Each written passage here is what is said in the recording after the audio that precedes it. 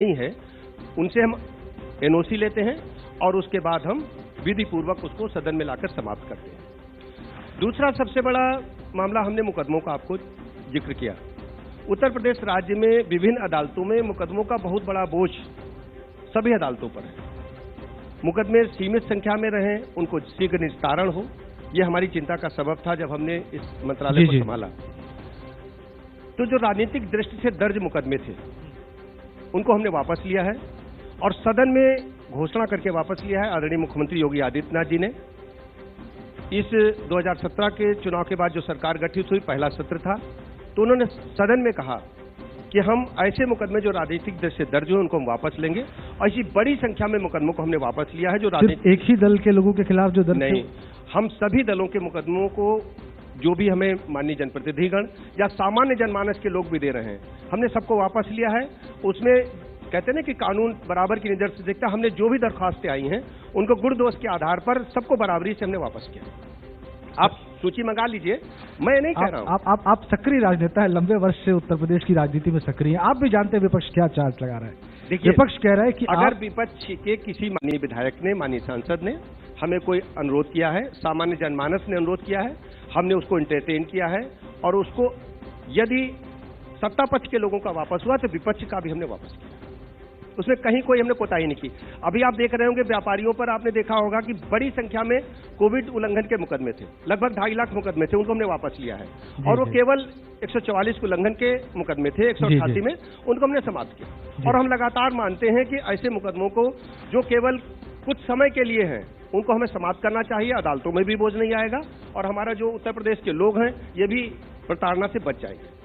तो इसमें सफलता मिली है आपको? हमें पूरी तरह से सफलता मिली।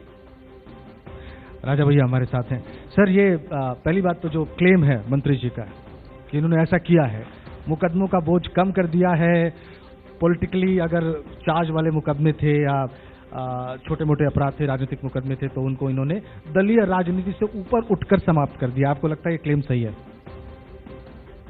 अभी कई ऐसे प्रकरण हैं, मुकदमे हैं जिनको उठना शेष है जी, और इस तरह की शिकायत हमारे सुनने में नहीं आई कि इसमें कोई भेदभाव किया गया हो। रही बात हमारी, तो हमारे ऊपर कोई मुकदमे नहीं है, ना आपने वापस किए हैं, तो उसकी कोई आवश्यकता नहीं। अच्छा, कानूनों की बात हो रही है तो अच्छा भैया, एक CAA करके एक कानून आया, उसके बाद NRC की बात हुई, पूरे देश में जबरदस्त विरोध प्रदर्शन हुआ। लखनऊ में भी हुआ, उत्तर प्रदेश के दूसरे जिलों में भी हुआ, देश के दूसरे जिलों में भी हुआ। इस कानून पर आपकी राय क्या है? कैसे पास किया गया और क्या विरोध प्रदर्शनों का मतलब क्या था? जहां तक CAA की बात है, देश ने ये निर्णय लिया कि किन लोगों को अपनी नागरिकता देनी है। ठीक है, ये हर राष्ट्र का एक अपना अधिकार है। जो भी आंदोलन हुआ, जो भी विरोध हुआ, मैं कोई भारतीय जनता पार्टी का सदस्य नहीं हूं, लेकिन इतना जरूर चाहता हूं कि हम उसको विरोध करने के पहले पढ़ लें, अध्ययन कर लें। आज विश्व के हर देश में अपनी नागरिकता देने के लिए हर राष्ट्र के अपने अपने नियम हैं, कानून हैं, चार्टर है। कोई देश देता है, कोई नहीं देता है, कोई कुछ संबंधित शर्तों को पूरा करने पे अपनी नागरिकता देता है। तो एक दिन एक बहुत बड़े तादाद में मुस्लिम समाज के लोग हमारे क्षेत्र में मिलने आए। उसमें डॉक्टर्स थे, उसमें पढ़े लिखे लोग थे, मौलाना लोग थे।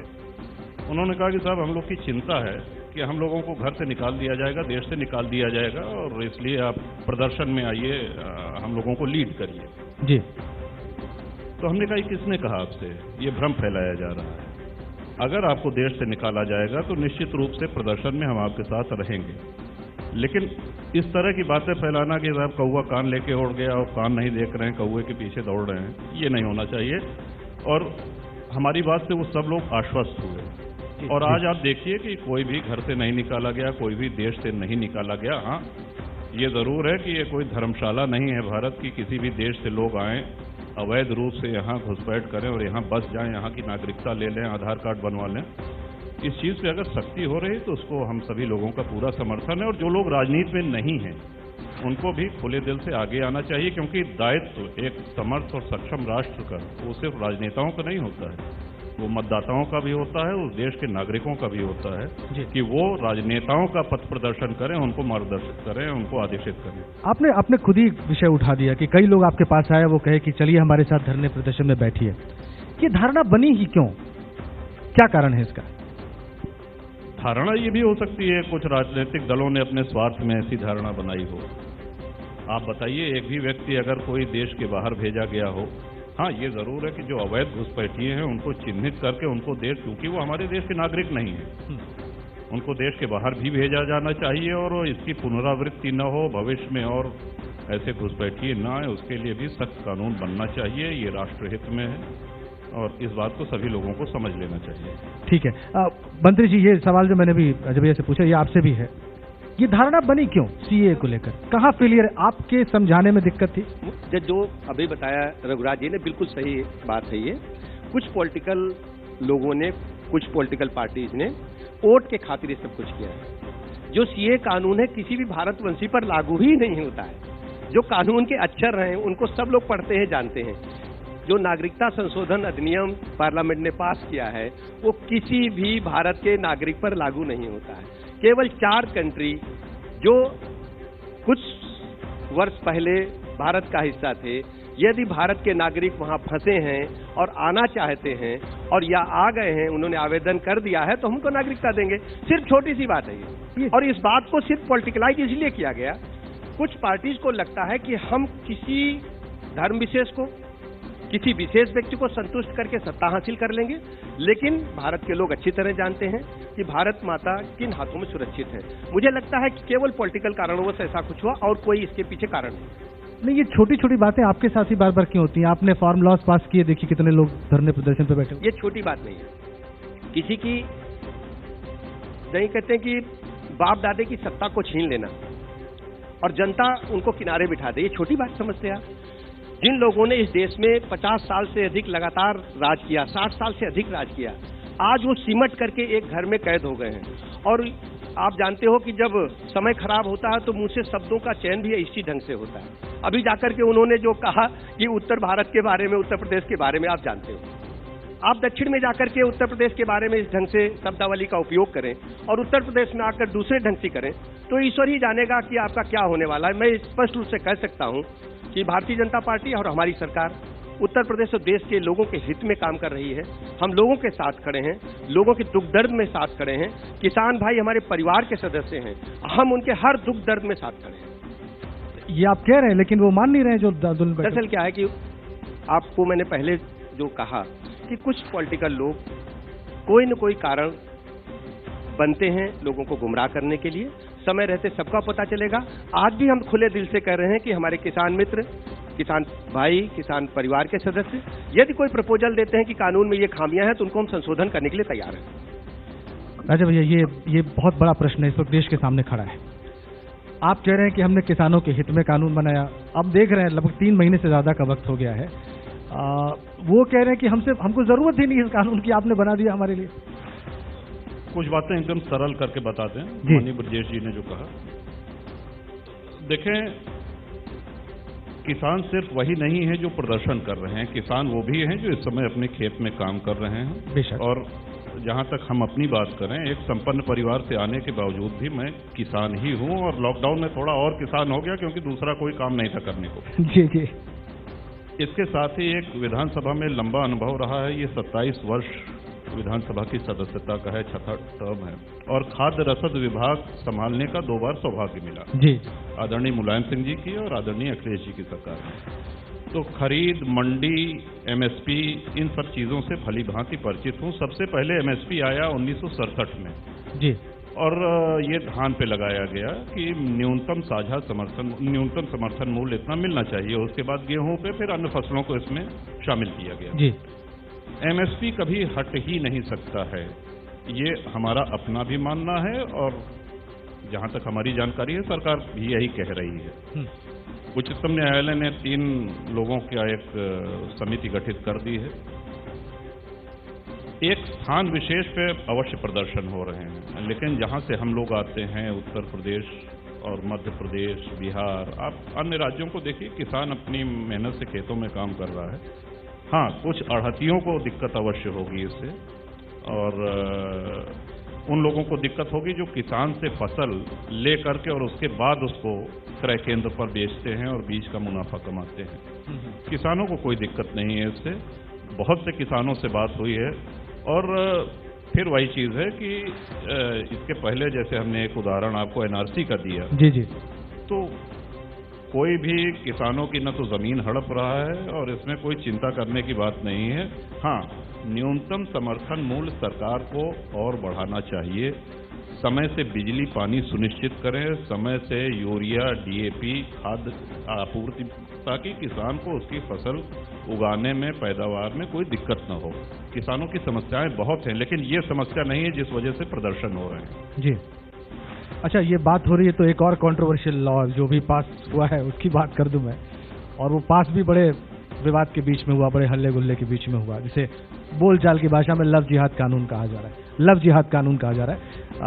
धर्म परिवर्तन संप्रेषण विधेयक है, कानून अब तो हो गया वो। इसके बारे में आपकी क्या राय है?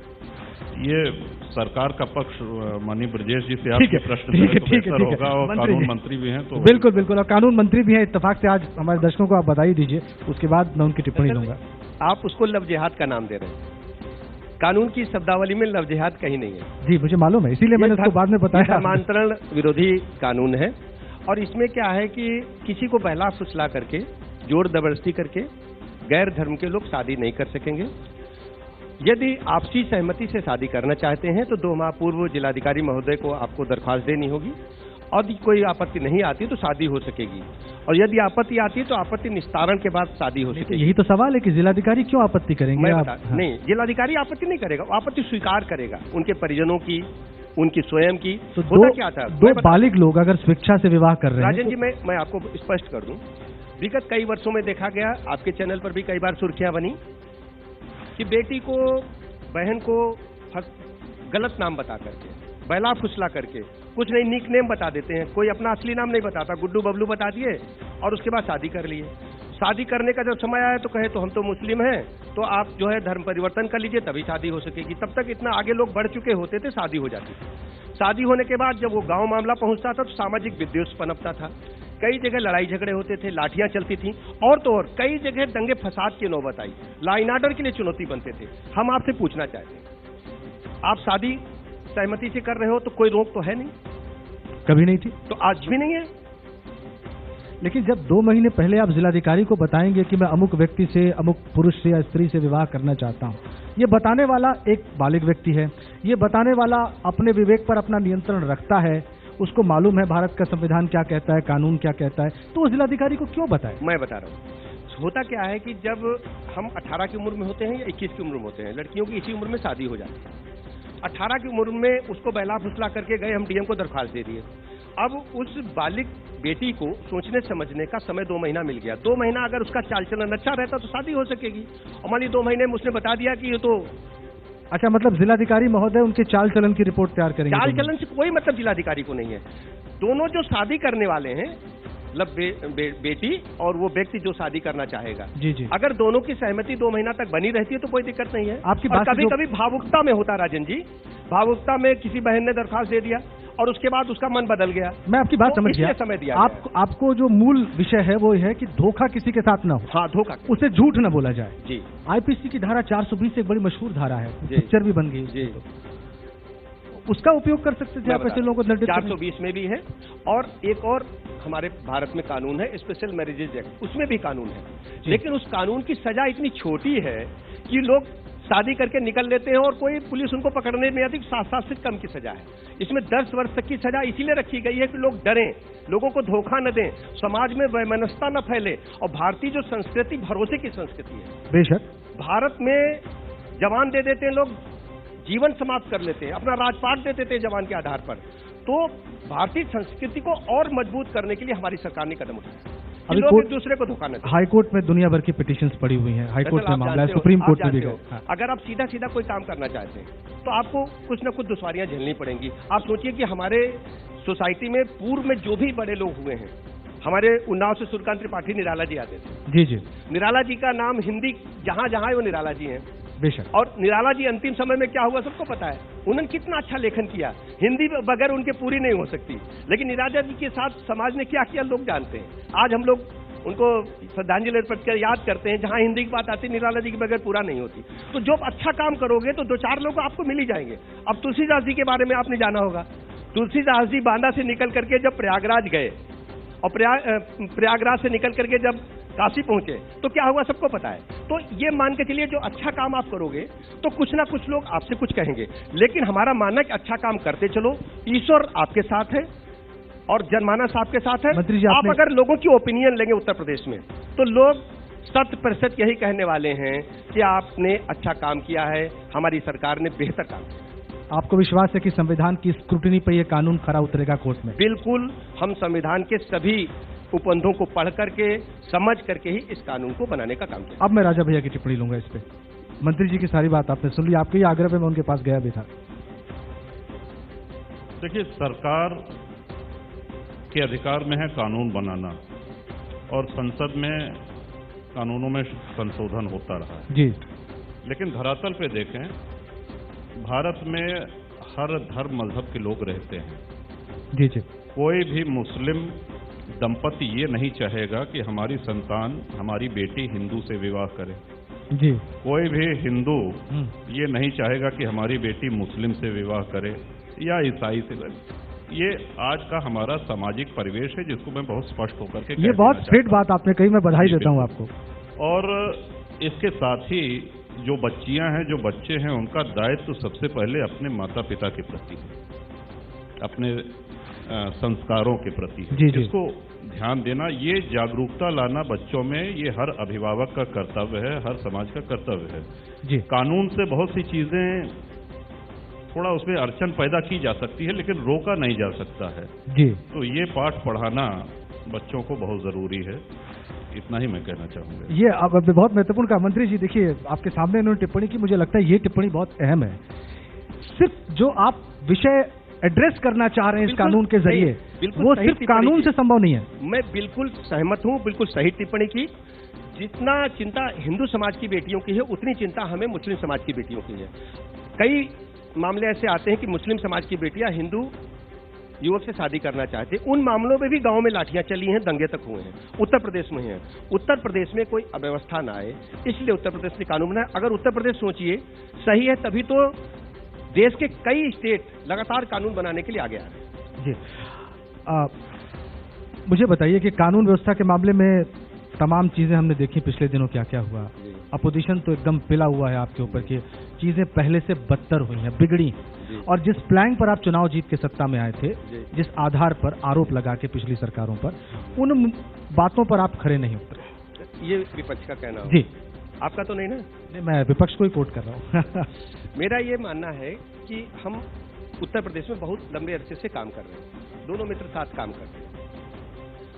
अगर आप गत सरकारों की और भारतीय जनता पार्टी की सरकार की तुलना करेंगे, योगी आदित्यनाथ जी के नेतृत्व में जो चल रही है, मुझे अच्छी तरह याद है जब कोई लड़ाई झगड़ा होता है, कहीं कोई क्राइम होता है, अगर आप पुराने अखबार निकाल लीजिए, पुराने अपने टीवी के फुटेज निकाल लीजिए, कोई न कोई सत्ता पक्ष का नेता, विधायक, सांसद, मंत्री थाने जाकर के फोन करते थे कि भैया उसको छोड़ दो, बाद में बेल करा लेंगे या जो भी करेंगे उसको मुकदमे को समाप्त करिए। जी। मैं दावे के साथ कह सकता हूं हमारी सरकार का एक भी नेता, मंत्री, सांसद, विधायक, कार्यकर्ता किसी भी अपराधी के समर्थन में थाने जाकर के उसे छुड़ा करके जबरदस्ती दबाव बनाकर काम नहीं करता।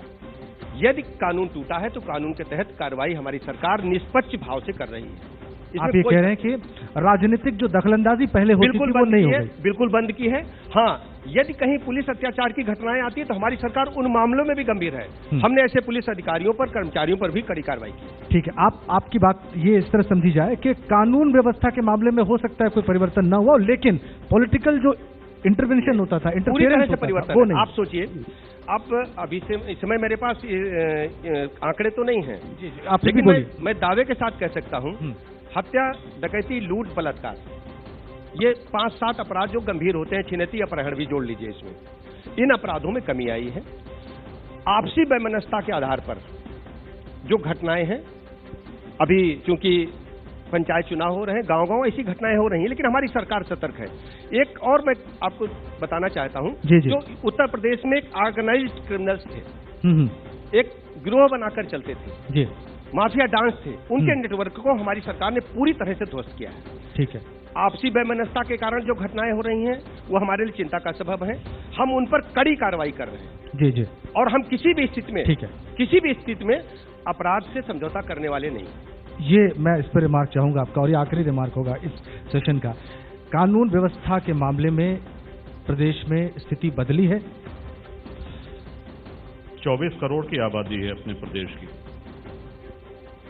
देखिए, अपराध कारित होने से ज्यादा आवश्यक ये है, या जनता की दृष्टि इस पे रहती है कि ये अपराध जो हुआ इस पे सरकार की क्या प्रतिक्रिया है, कितनी जल्दी पीड़ित या पीड़िता को न्याय मिला और कितनी जल्दी दोषियों के विरुद्ध कार्रवाई हुई।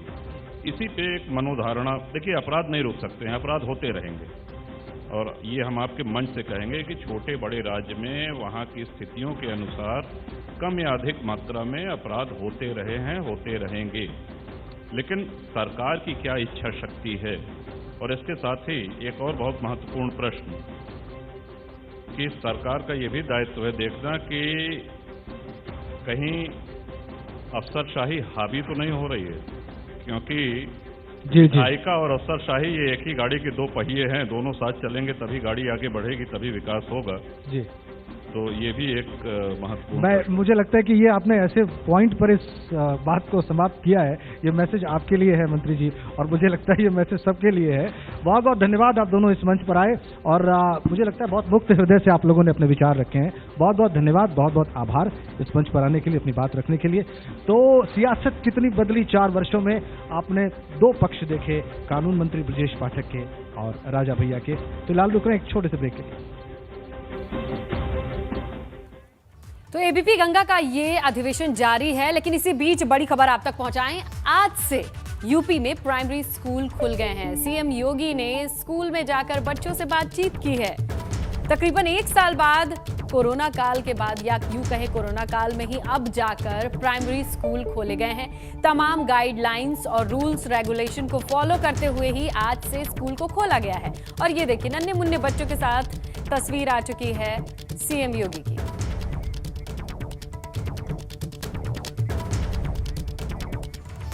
वक्त है एक छोटे से ब्रेक का। ब्रेक के बाद हम चलेंगे लखनऊ अधिवेशन।